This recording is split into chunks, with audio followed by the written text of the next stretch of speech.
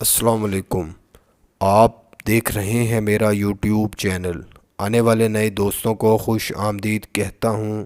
دوستو، آج کی اس ویڈیو میں آپ لوگوں کو پنجاب کی تحصیل جٹیال پور کے مشہور ڈون بلا گجر کے بارے میں بتاؤں گا، جس کا باپ ایک سرکاری سکول ٹیچر تھا۔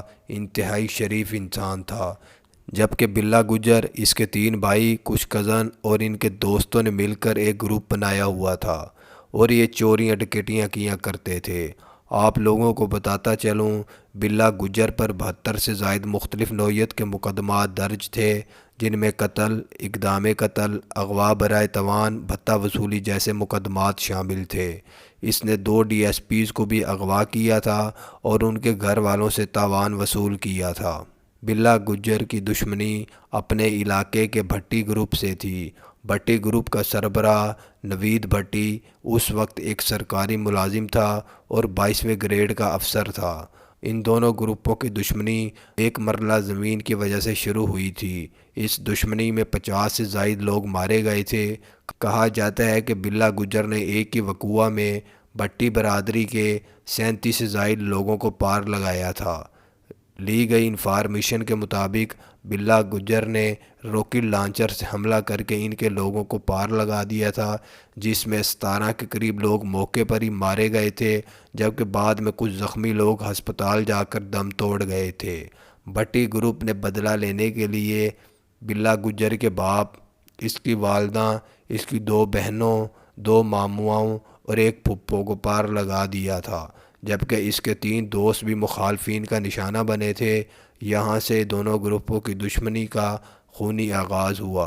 آپ لوگوں کو بتاتا چلوں، بلا گجر نے اپنے علاقے میں لوہے کے بورڈ لگائے ہوئے تھے، جن پر لکھا تھا کہ پولیس کا ان کے علاقے میں داخلہ ممنوع ہے۔ دوستو، آپ لوگوں کو بتاتا چلوں کہ بلا گجر نے یہ سب اس لیے کیا کیونکہ یہ پولیس سے بہت زیادہ نفرت کرنے لگ گیا تھا، جس کی وجہ یہ تھی کہ پولیس نے اس کے مخالفین کا بہت ساتھ دیا تھا۔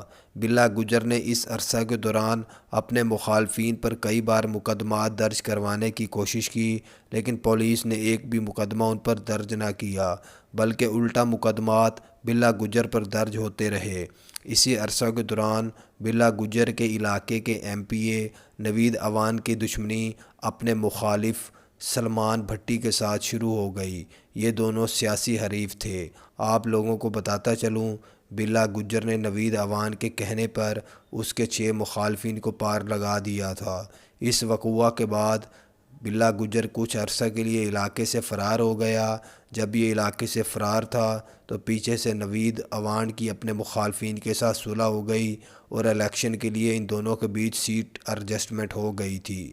اس بات کا علم بلا گجر کو نہ تھا۔ نوید عوان کی اپنے مخالفین کے ساتھ کمٹمنٹ ہوئی تھی کہ وہ بلا گجر کو ان کے حوالے کرے گا، اور اسی وجہ سے نوید عوان نے بلا گجر کو دھوکے سے علاقے بلایا اور ایک ڈیرے میں اسے بلا کر چائے کا کہہ کر اسے کمرے میں بٹھایا۔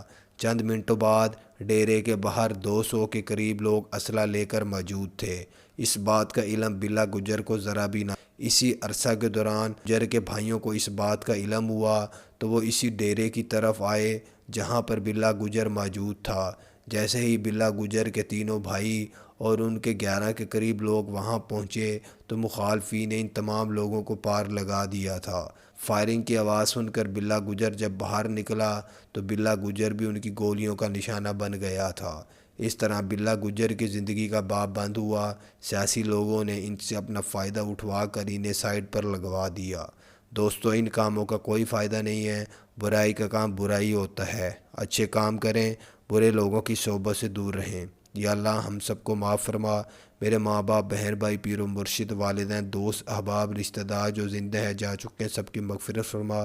یا اللہ مرزائیوں، قادیانی، یہودیوں کو، میکرون کو، فرانس والوں کو جس نے میرے نبی حضرت محمد صلی اللہ علیہ وسلم کی شان میں گستاخی کی، ان کو نیست و نابود فرما۔ آمین۔